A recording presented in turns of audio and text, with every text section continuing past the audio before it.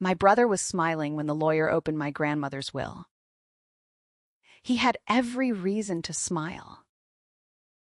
For the past 3 weeks, my parents had told everyone that Ryan was getting everything.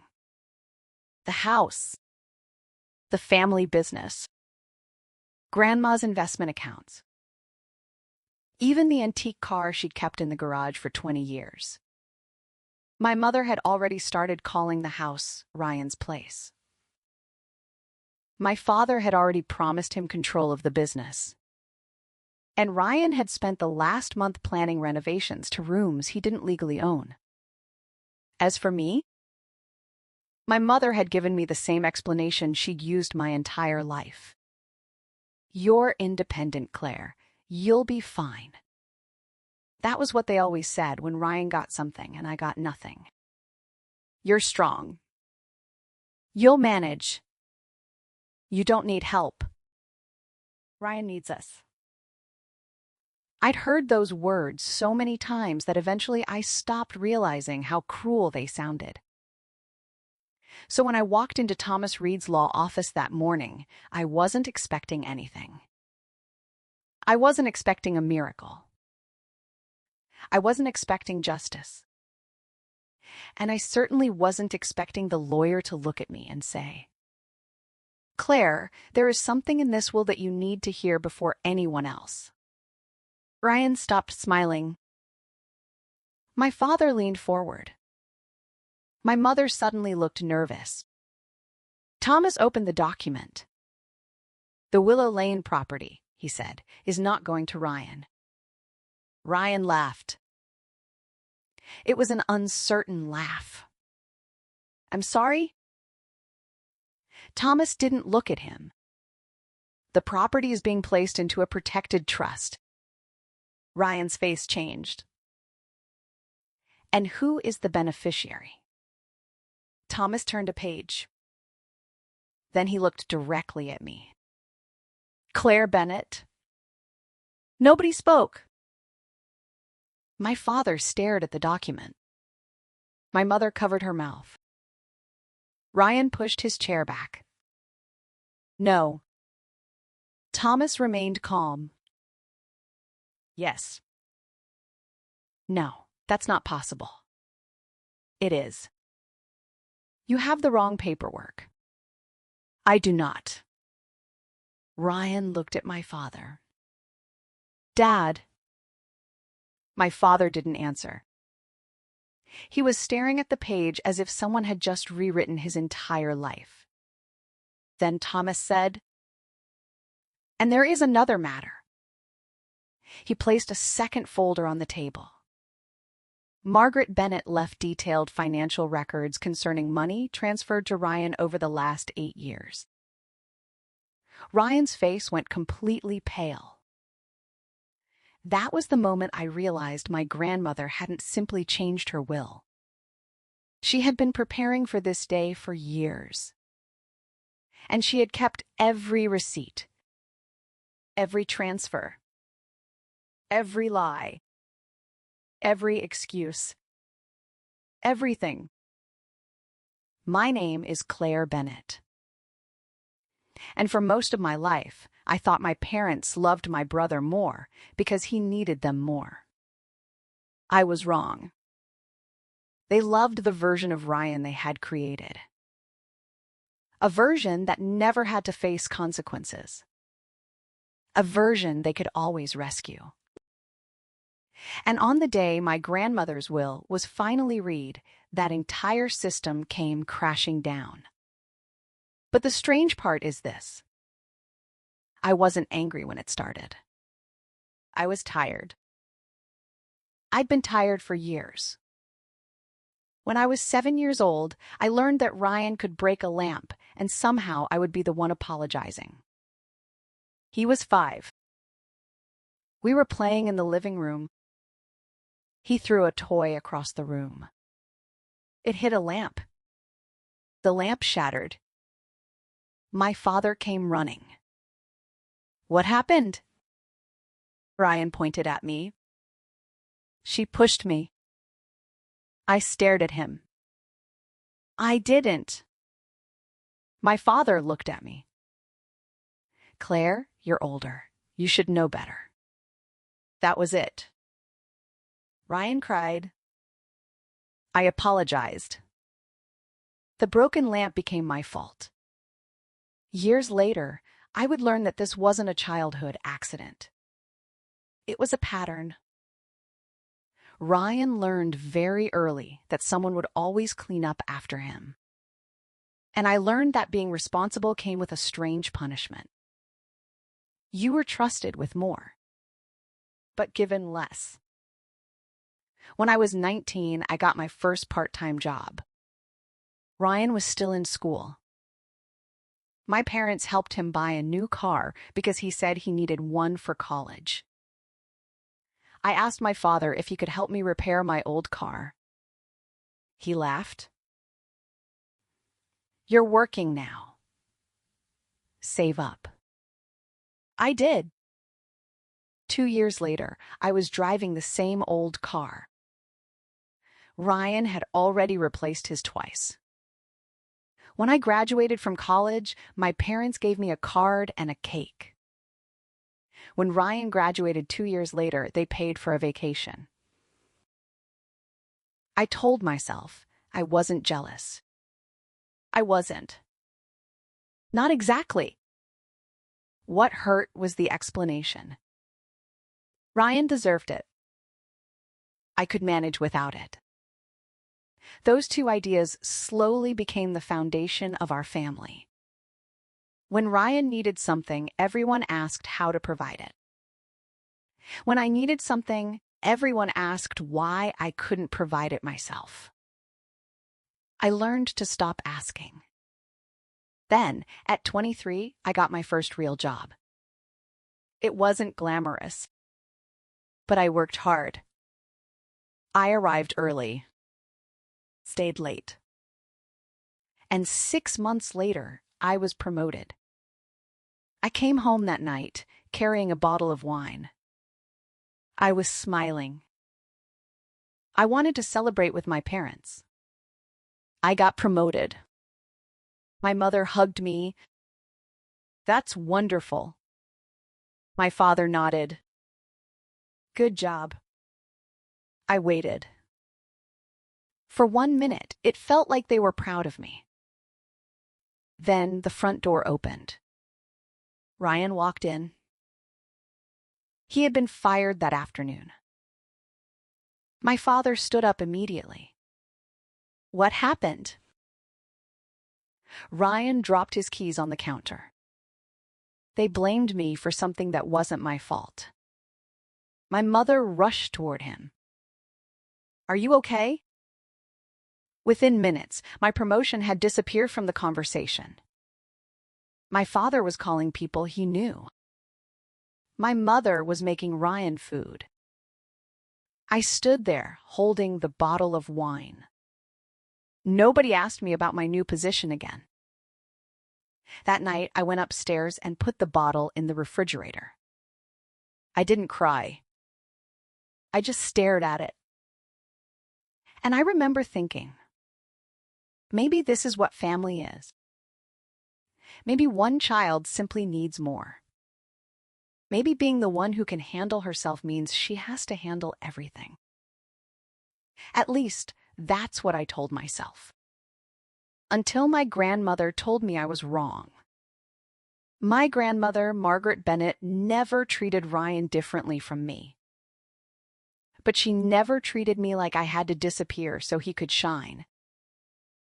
That was the difference. She asked how my job was.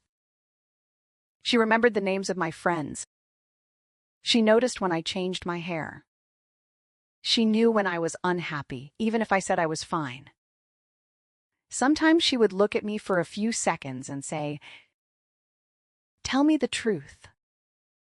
And I would ask, "About what?" "About whether you're happy." She always wanted the real answer.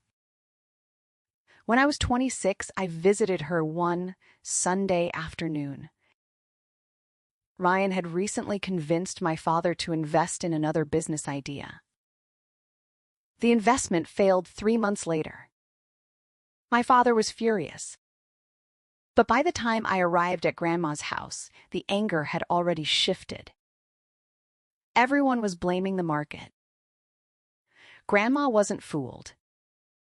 She made tea. Then she looked at me. You defend them too much. I smiled. They're my parents. That doesn't make everything they do right. I looked down at my cup. Ryan just needs more help. Grandma sighed. No. I looked at her. He needs consequences. I laughed awkwardly. You sound angry. I'm not angry. She leaned closer. I'm worried. About Ryan? No. She touched my hand. About you. I didn't understand. She continued. People will keep taking from you as long as you call sacrifice love. Those words stayed with me. But I didn't change. Not yet. Grandma's health began failing when I was 29. She became weaker. She stopped driving. I started visiting 3 times a week. Ryan came occasionally. Usually when he needed something. My parents visited more frequently, especially when there were papers to sign or financial decisions to discuss. One afternoon, I found my father arguing with Grandma in her kitchen. I don't understand why you're making this difficult. She looked tired. I am not making anything difficult. Ryan is going to be taking over. Grandma's eyes moved toward me. Then back to my father. Taking over what? The business. She smiled faintly. You have already decided. My father frowned. He's your grandson. So is Claire your daughter? My father glanced at me. She'll be fine. Grandma's expression hardened. That's the problem. I still remember that sentence. My father left the room. Grandma waited until the door closed. Then she looked at me. Claire. Yes? There will come a day when they tell you that something belongs to Ryan simply because he is Ryan. I smiled. Probably. She didn't smile back. I need you to promise me something. What? Don't fight for what is yours until you know exactly what is yours. I frowned. What does that mean? She squeezed my hand. And don't beg your family to be fair. I stared at her. She continued. If they have to be convinced to value you, their approval will never be enough. I didn't understand how important those words would become. 3 months later, she died. The funeral was beautiful. Hundreds of people came. Neighbors, friends, former business partners, people from charities she supported. My father gave a speech about how generous she had been. He cried. My mother cried. Ryan cried too. I cried silently because I knew the truth. I wasn't just losing my grandmother. I was losing the only person who saw me clearly. After the funeral, my father gathered us in the house on Willow Lane.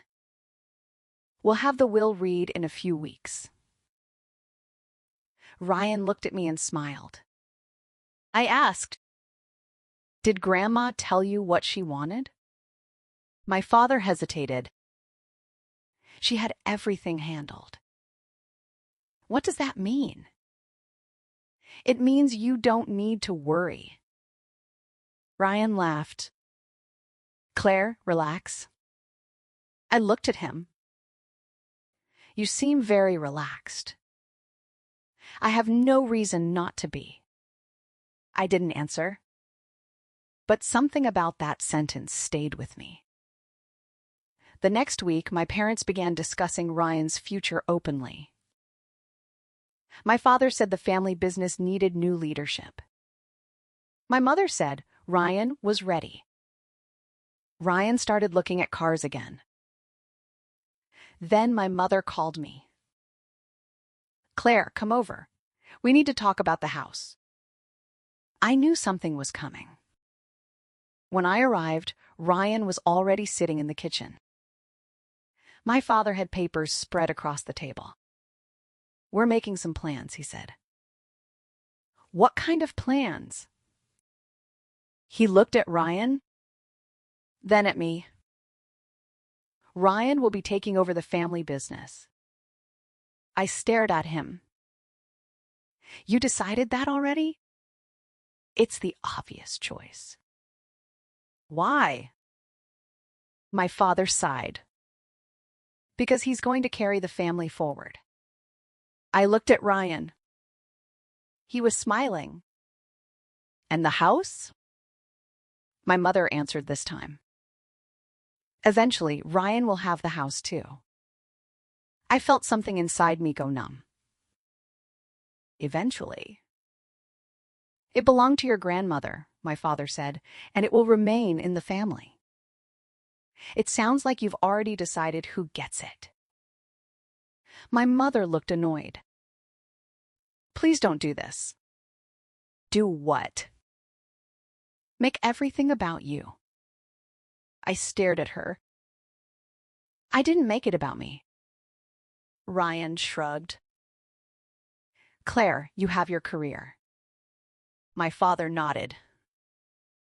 You're independent. There it was again. That word. Independent. I looked at each of them. Right. I stood. I'm independent. I left. Outside, I sat in my car and stared at the house. For years, I had imagined it as Grandma's house. Now my family was talking about it like it was a prize. And Ryan had already decided it was his. A week later, I arrived at the house and found Ryan in Grandma's library. He was with a contractor. What are you doing? He looked up. Planning the renovation. You haven't even received the house. He laughed. Come on. This room isn't yours. It will be. You don't know that. My dad does.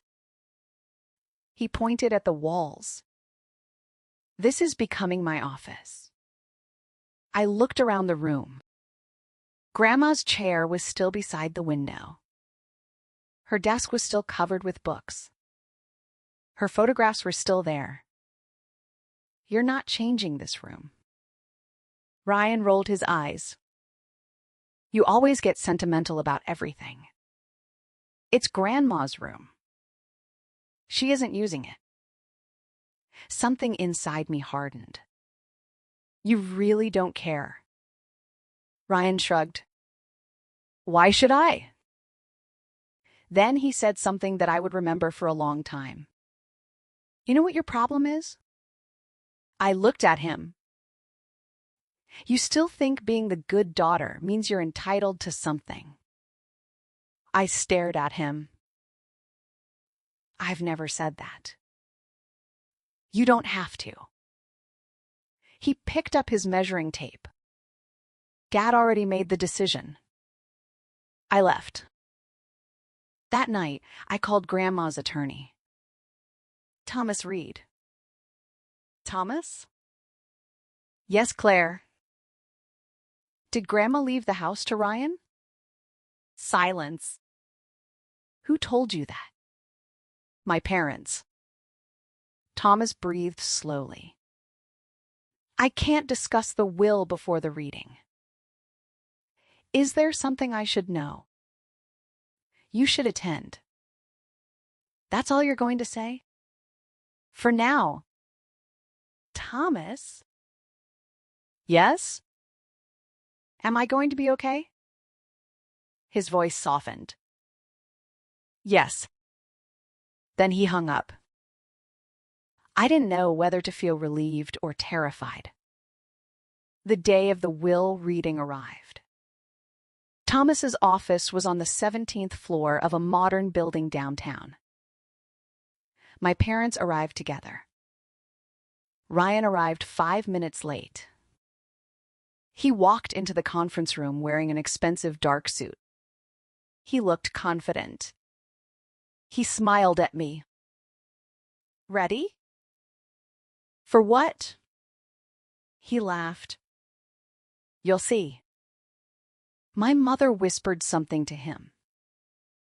My father checked his watch. Then Thomas walked in. He carried a thick leather folder. Everyone became quiet. Thank you for coming.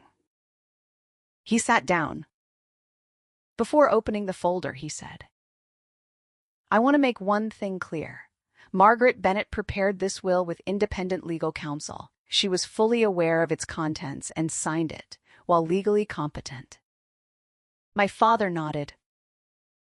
Ryan crossed his arms. Thomas began.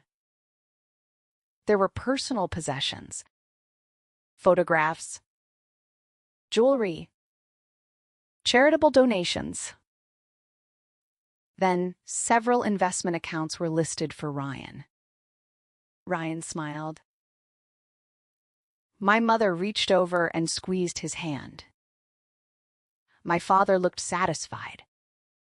Ryan glanced at me. That same smug expression. Then Thomas continued. The Willow Lane property. My father leaned forward. Thomas read carefully. The property shall remain under the Bennett family trust. Ryan frowned. What? Thomas continued. The primary beneficiary of that trust is Claire Bennett. The smile disappeared from Ryan's face. My mother inhaled sharply. My father stared at me. I felt frozen. What? Thomas looked at me. The property has been assigned to you under the terms of the trust.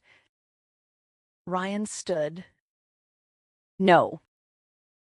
Thomas looked at him. Please sit down. You're making a mistake. I am not.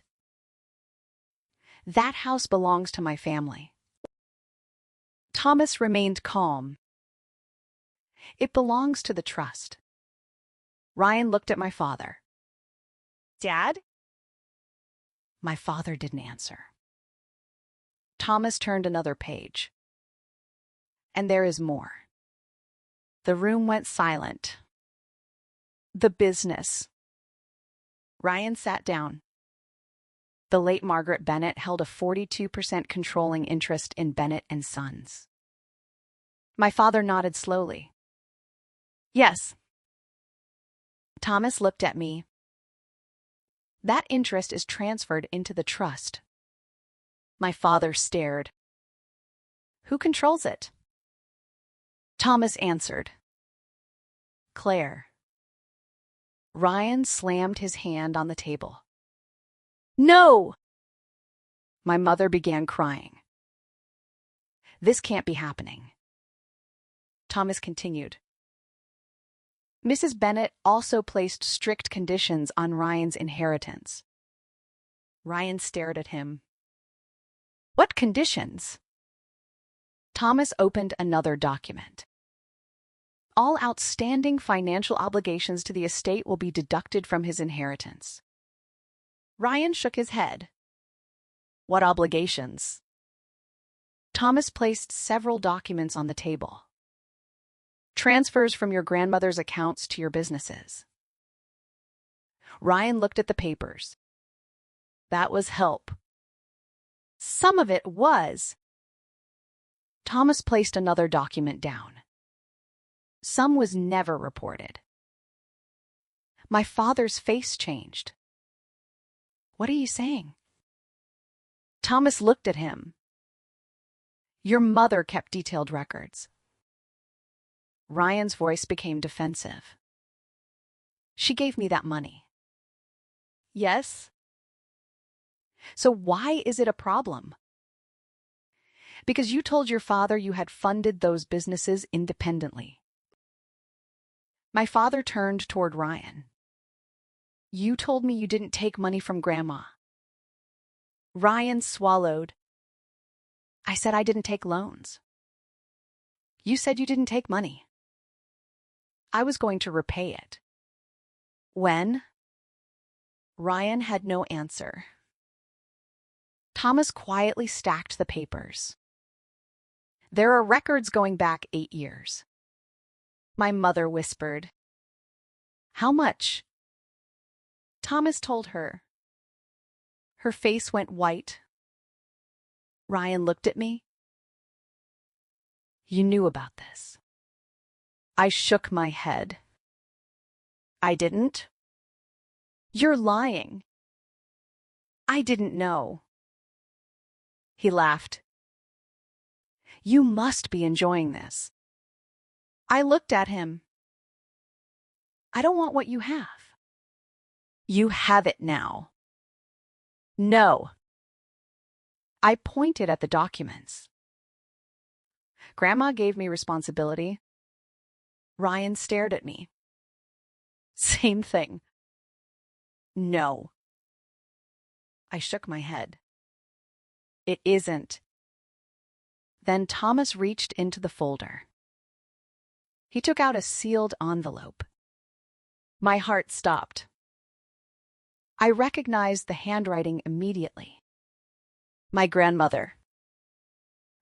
My name was written across the front. Claire, Thomas said. I reached for it. Ryan stood abruptly.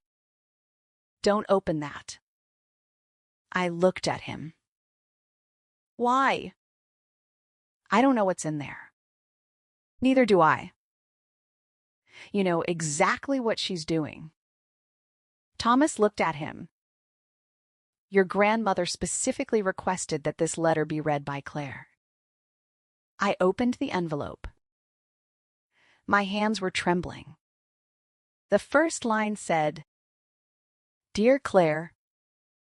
My eyes filled with tears. I continued. If you are reading this, then the thing I feared has probably happened. I stopped.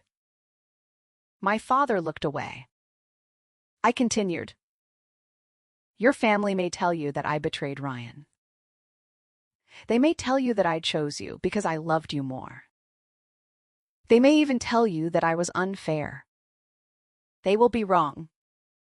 My throat tightened. I did not leave these things to you because you were more deserving. I looked up. Ryan was staring at me. Then I read the next line. I left them to you because you have spent your entire life believing that being responsible means you deserve less. My lips began to tremble.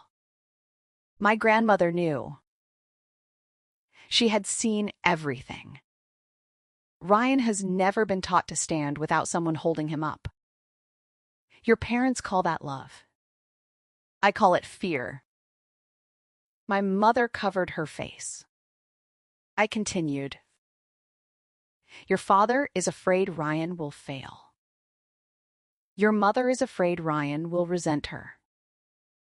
And Ryan is afraid that without them, he will discover that he is capable of much more than he believes.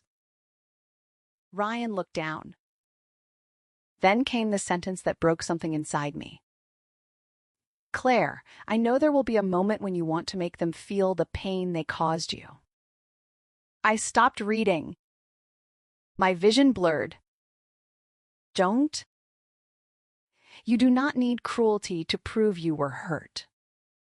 Use what I have given you wisely. Build something different. I turned the page. Do not become the person who decides that someone else must lose so you can win.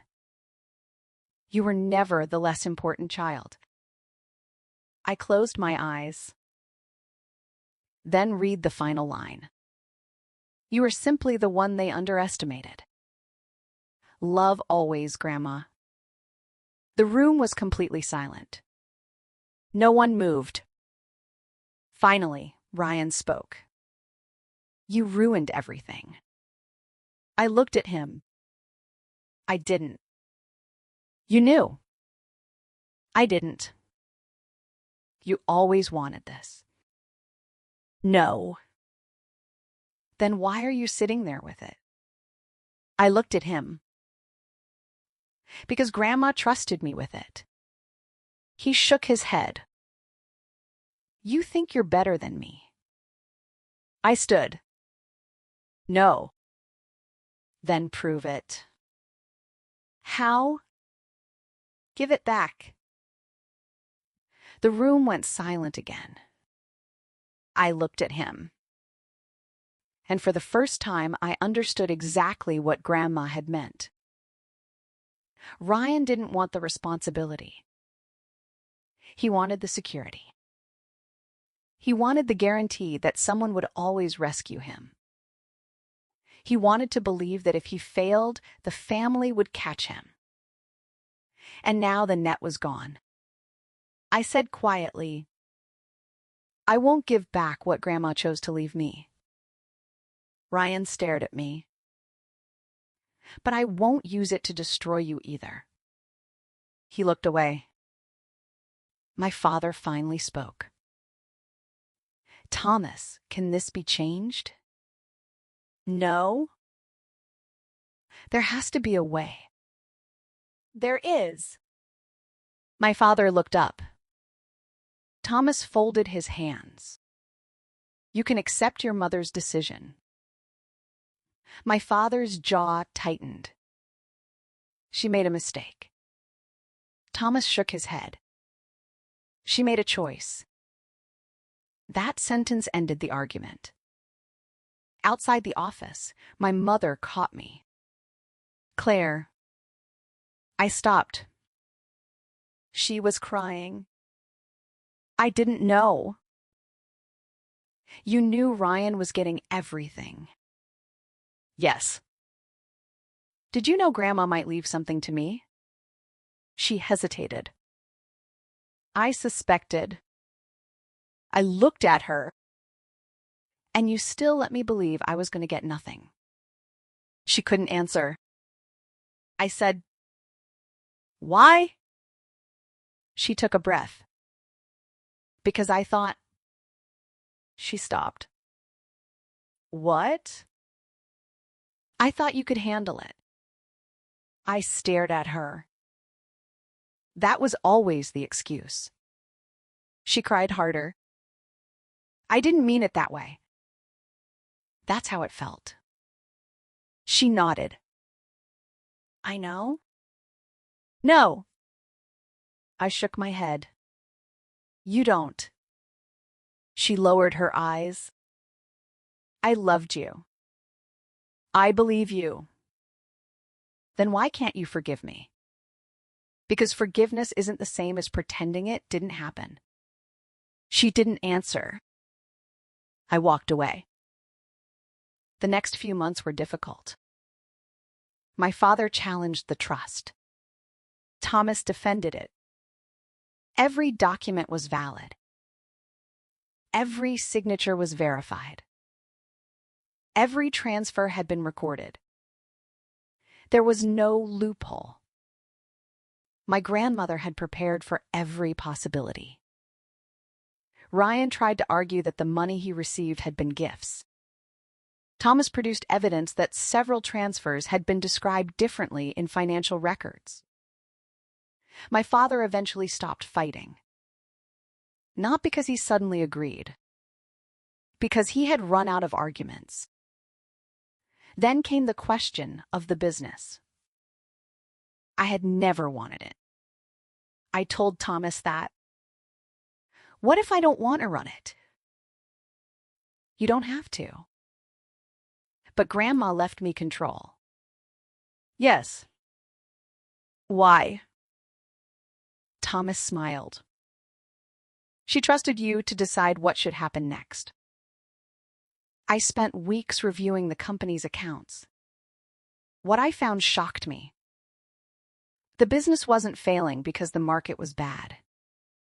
It was failing because Ryan had been spending irresponsibly. Luxury expenses, poor investments, unnecessary contracts, money going toward things the business didn't need. My father had always covered the gaps. Grandma had seen it. I hadn't. I made changes. I removed several wasteful expenses. I brought in an independent accountant.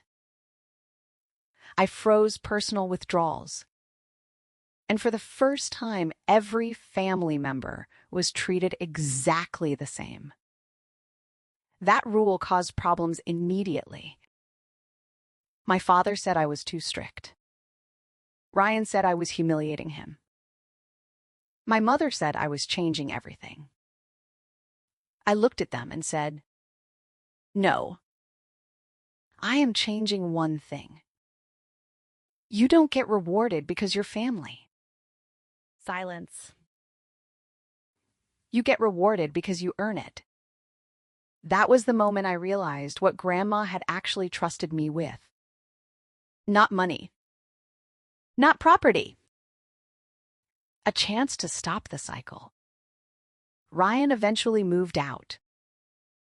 At first, he blamed everyone. Then he blamed himself. Then, slowly, something changed. He got a regular job. It wasn't glamorous, but he kept it. He began paying his debts. He stopped asking our parents for money. Months later, he called me. "Claire?" "Yeah."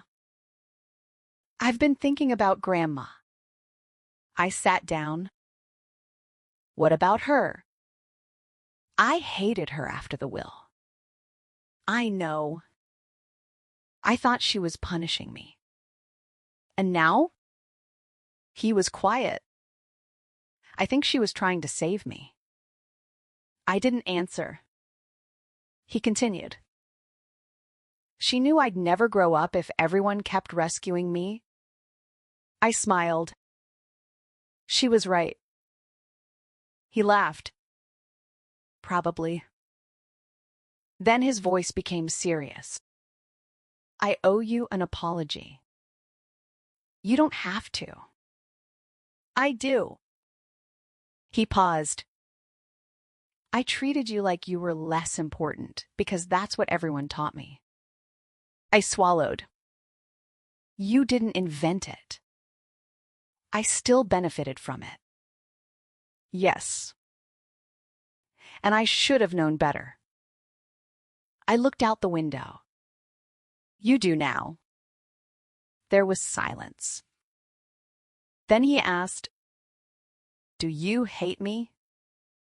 "No." "Why not?" "Because I'm tired of carrying that too." He laughed softly. "Fair enough." It wasn't a perfect reconciliation, but it was honest. For the first time, Ryan wasn't talking to me as the favorite son. And I wasn't talking to him as the forgotten daughter. We were just two adults trying to understand what our family had turned us into. My father changed more slowly. One evening, he asked me to meet him at the house. The library was still untouched. Grandma's chair was beside the window. My father sat across from me. He looked tired. "I owe you an apology." I said nothing. "I thought you didn't need anything." "You were wrong." "I know." He looked at the bookshelves. Your grandmother tried to warn me. How? She told me years ago that I was confusing protection with love. I looked at him. What did you say? He smiled sadly. I told her she didn't understand Ryan. And now? Now I think I didn't understand you. That hurt. More than I expected. I looked down. I spent my whole life trying to make you proud. He nodded. I know. I thought if I worked hard enough, behaved well enough, and caused no problems, eventually you'd see me. His eyes filled with tears.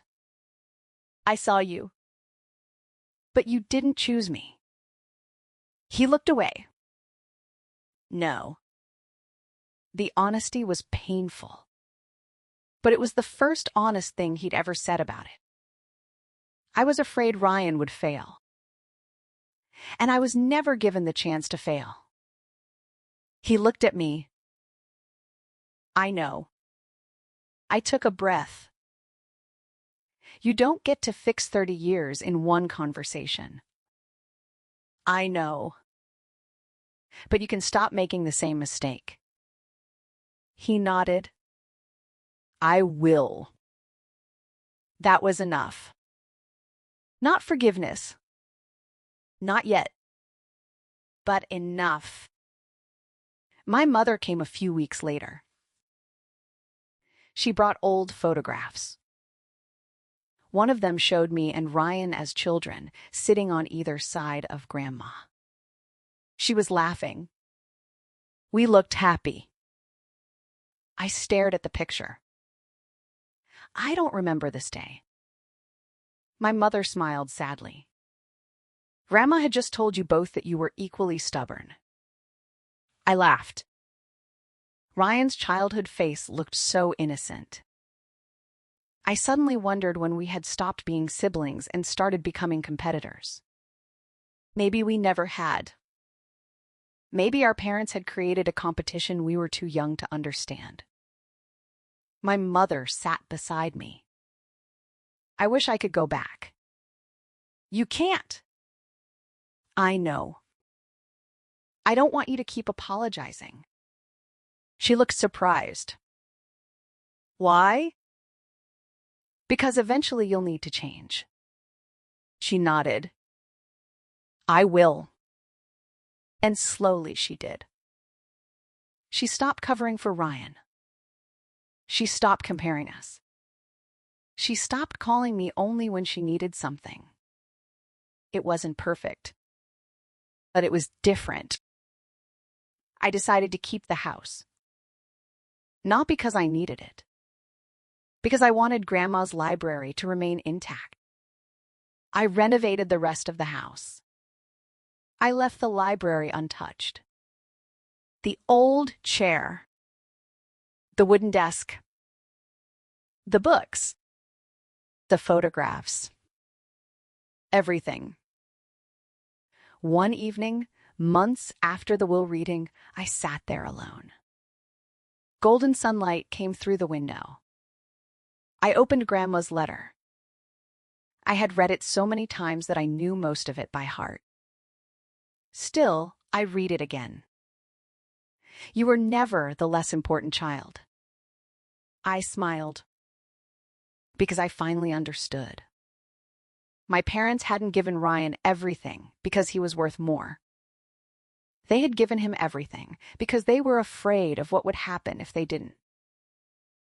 And they had given me less because they believed I could survive without their help. They had mistaken survival for strength, and strength for lack of need. But I had needed them. I had simply learned not to ask. That was the lesson I carried forward. When the business succeeded, I didn't hide my achievement. When someone in the company needed help, I didn't automatically assume they were weak. And when I made decisions, I stopped asking whether other people would approve. I finally understood what Grandma had been trying to teach me. Inheritance isn't always money. Sometimes it's a lesson. Sometimes it's freedom. Sometimes it's a single sentence written by someone who knew you better than you knew yourself. Mine was this: never confuse being overlooked with being unimportant. I closed the letter.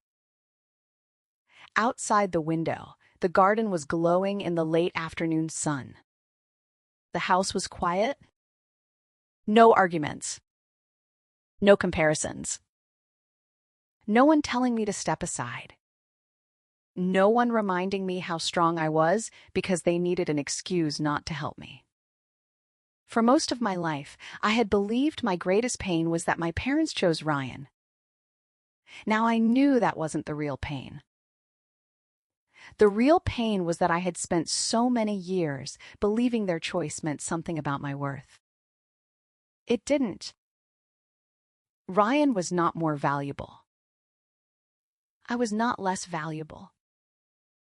We were simply two children who had been given very different lessons about what love meant. He was taught that someone would always save him. I was taught that I should never need saving. Grandma was the first person who challenged both ideas. She gave Ryan consequences. And she gave me permission to stop apologizing for wanting to be valued. That was her real gift. Not the house. Not the business. Not the money. Freedom. I stood up and walked to the library door. Before I turned off the light, I looked back at Grandma's chair. "Thank you," I whispered. Then I closed the door. For years, I had wondered why my parents gave my brother everything. Now I finally knew. And I also knew something much more important. Their decision had never been a measurement of my worth. It had only been a reflection of their fear. My grandmother had seen that long before I did.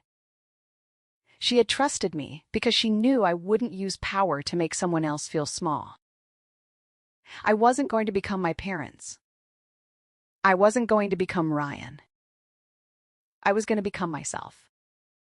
And for the first time in my life, I didn't need anyone else to choose me.